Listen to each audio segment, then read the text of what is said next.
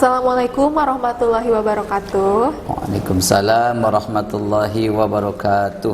Kembali lagi di podcast Ngopi Jang, ngobrol perihal iman, janarian Kang.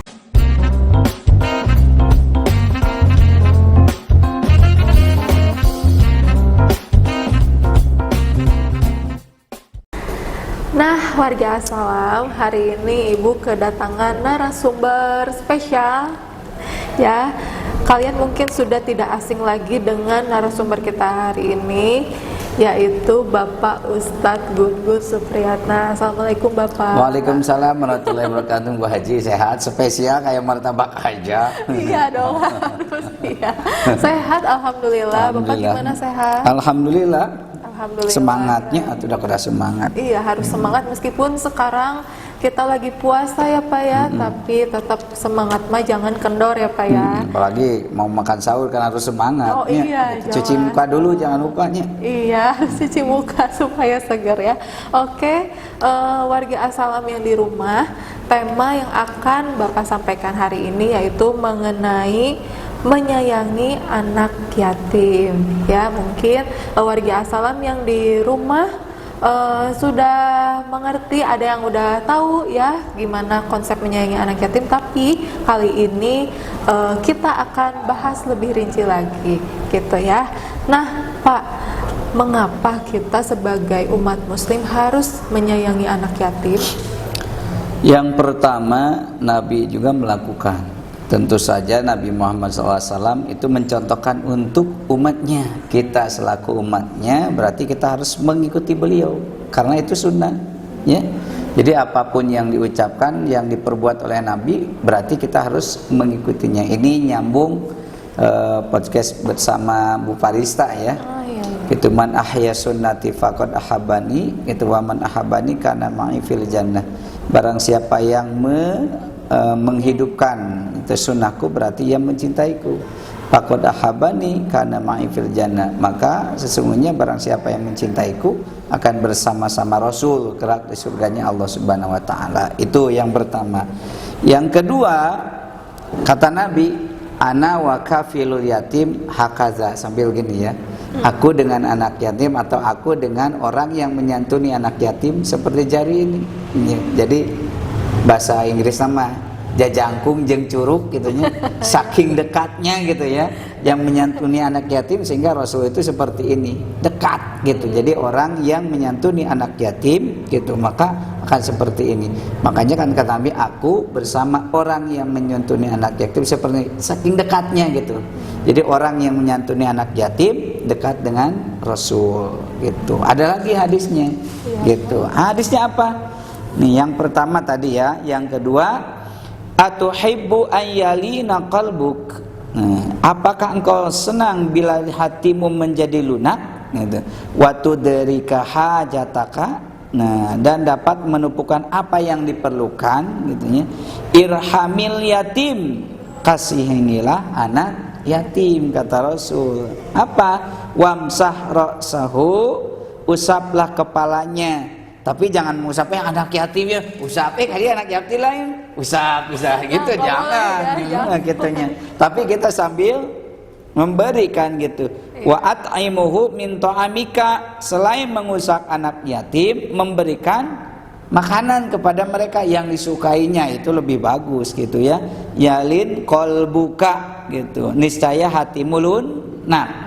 Wa tudrik hajataka, dan kau dapat menemukan apa yang dibutuhkan tuh gitu. Jadi satu ya, selain kita menyantuni anak yatim, kenapa? Karena Rasul katanya mengerjakan. Nah, ini keutamanya anak yatim, tentu saja satu, supaya hati kita itu lemah lembut. Yang kedua, hajat kita itu akan terkabul oleh Allah Subhanahu wa taala. Itu seperti itu. Oke, berarti karena Rasul pun melakukannya, lebih baik kita juga mengamalkan. Ya, kita juga mengamalkan gitu. Oke, nah Pak, yatim yang seperti apa yang sebaiknya kita sayangi? Yang kita sayangi sebenarnya satu, dalam keadaan kondisinya gitu ya. Mungkin misalkan dari finansial ekonominya. Kan banyak anak yang ada anak yang yatim gitu ya, tapi mobil 4 pacere hukul bisa gitu kan, itu mah masih sanggup keluarganya ya. Masih mampu berarti ya. Berarti mampu kalau misalkan kita melihatnya benar-benar membutuhkan itu gitu ya. Jadi dalam kondisi ekonominya, keluarganya kan yatim, sudah tidak ada ayahnya lagi. Tentu saja itu yang menjadi penyemangat itu adalah ibunya kan gitu, single parent gitu ya namanya teh. Bahasa sekarang Single parent gitunya, ibunya yang bekerja biasa yang menghidupi kan gitu. Nah, dari segi ekonomi terus kehidupannya itu yang harus kita cari teh. Gitu. Oke, gitu ya. Berarti anak yatim yang memang betul-betul sangat membutuhkan itu yang kita tolong ya Pak ya. Gitu. Nah, Pak, apakah boleh kita menyayangi anak yatim dari golongan orang yang non-muslim? Nah, ini Allah tegaskan dalam Quran surat Al-Mumtahanah ayat 8. Ya, saya bacakan. A'udzu billahi minasyaitonir rajim. Bismillahirrahmanirrahim. La yanhaakumullahu 'anil ladzina lam yuqatilukum الذين لم يقاتلوكم في الدين ولم يخرجوكم من دياركم أن تبروهم وتقسطوا إليهم إن الله يحب المقسطين.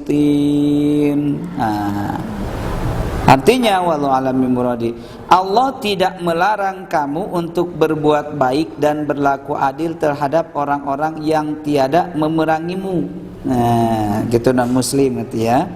Karena agama, dan tidak pula mengusir gitunya, memerangimu karena agama, dan tidak pula mengusir kamu dari negerimu. Nih, sesungguhnya Allah menyukai orang-orang yang berbuat adil. Jadi Allah memperbolehkan kalau kita menyantuni anak yatim non-mus, asalkan yang tersebut itu tidak memerangi kita. Kalau misalkan dari selain luar agama kita tapi memerangi kita, ada anak yatim, tidak itu mah. Tetapi selagi anak yatim tersebut non-muslim tidak memerangi kita, Allah memperbolehkan untuk menyantuni mereka gitu.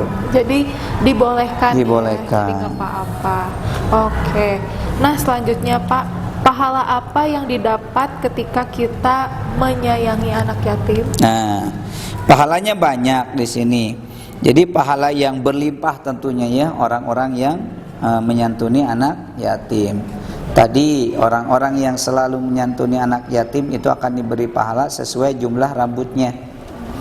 So, coba misalkan nantinya bujara menyantuni anak yatim, coba dek sini, ibu mau ngitung eta rambut bisa eta pahalana sakit, coba bayangkan ya sama kita, bayangkan kurang banyak sekali yang berlimpah itu di dunia gitu ya, tidak hanya di akhirat saja gitu ya. Nah, di sini dijelaskan tidak, bahkan di dunia pun ia akan menerima pahalanya. Duh, balik lagi ku sabab tunduh. Aduh. Seperti yang disebutkan dalam hadis bahwa yang bersangkutan akan mudah memperoleh sesuatu yang diinginkannya gitu. Jadi dijabah. Kita mau kayak menyantuni anak yatim misalnya gitu. Kalau misalkan masalah dibalas atau tidak itu masyarakat kepada Allah ya. Jadi Allah, aku mah kan sudah menyantuni anak yatim, kapan mau ngijabah? Gitu enggak gitu kan ya gitu. Sebab Allah selalu menolong hambanya selagi yang bersangkutan menolong saudaranya. Dalam hadis lain disebutkan, sebaik-baiknya rumah ialah rumah yang di dalamnya terdapat anak yatim yang dimuliakan. Pokoknya diijabah doanya, apapun yang dia mau Allah akan kasih, asalkan mengurus anak yatimnya itu jadi ikhlas gitunya. Gitu, ikhlas orang tidak biasa kalau mengurus anak yatim mah aya we pika amakeun mah kan gitunya. Anak yatimnya kan ada yang baik, ada yang tidaknya. Aya nu ngalawan pikarasepen beureup biasanya kan gitu. Pikarasepen beureup gitu aja ada godaannya mah, karena kan mereka itu jauh dari keluarga. Kan gitu ya kalau kita mengurusnya. Terus sifatnya juga berbeda tentunya, adat kebiasaan tergantung dari daerahnya gitunya. Dari didikan sebelumnya. Nah, dari didikan sebelumnya itu banyak kejadian gitu. Tetapi kita misalkan selaku orang-orang yang sayang anak yatim, kita harus sabar dan ikhlas menghadapi mereka, bahagiakan mereka itulah. Iya betul Pak ya.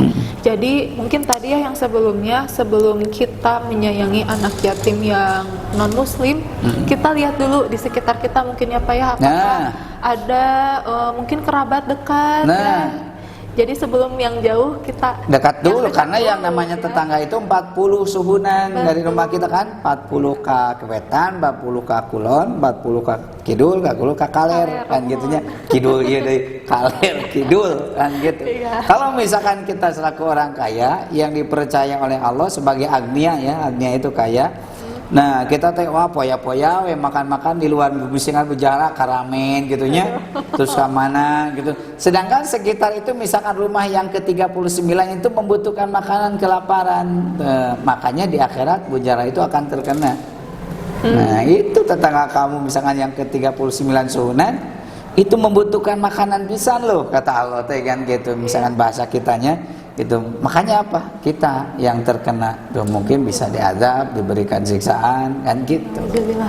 Tapi Pak kalau kondisinya tidak tahu nih, ada misalnya tetangga kita yang ternyata kesusahan tapi kita tidak tahu. Nah, itu gimana Pak? Nah, itulah mungkin itu bukan tidak tahu, tapi kita tidak mau tahu biasanya mah ya.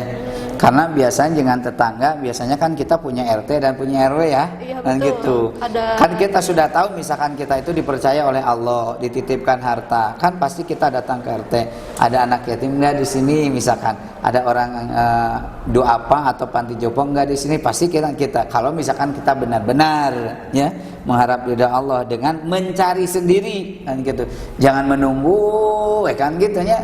Ayo menunggu Pak Irha datang, nah kan gitu. Jadi kita menanyakan ada aparat pemerintah yang disebut dengan RT dan RW yang mempunyai catatan. Betul. Anak yatim berapa di RT tersebut, di RW tersebut kan itu. Iya betul ya. Jadi daripada tadi kita menunggu ya lebih baik kita mencari tahu ya Pak. Iya, so kalau kita menunggu ada itu di- kan lama gitu nya. Bosan. Sampai misalkan bosan. Contoh Bu Jahra misalkan ada seseorang ya nanti nikah terus menunggu bagaimana hatinya tanya asa terasa sakitnya teh di sini gitu. Sakitnya di sini, Di sini di perut. misalnya di perut bukan di dada gitu. Jadi Aduh. jangan menunggu lah. Iya, kalau ada rezeki ya kita cari kasih. Ya, lebih baik. Bagus Ya, gitu itu malah. bagus sekali. Oke, Bapak, terima kasih banyak ya atas waktunya, sangat bermanfaat sekali. Kita jadi tahu nih Pak, ternyata kita itu harus lebih peka mungkin ya dalam keadaan sekitar ya. Tadi Nah, kata Bapak gitu. tetangga kalau ada yang kelaparan itu jangan sampai dibiarkan gitu, Biarkan. karena kita akan mendapatkan sanksinya nanti kelak Nah, di akhirat juga. gitu. Dan sangat dianjurkan kita untuk menyayangi anak yatim karena hal tersebut dilakukan juga oleh Rasulullah gitu. Terima kasih banyak Bapak. Sami-sami atas Bu Haji, waktunya. sami-sami. Mudah-mudahan nanti kita ketemu lagi di podcast Ngopi Jang selanjutnya ya Pak ya. Amin, mudah-mudahan. Iya, semoga Bapak tidak bosan.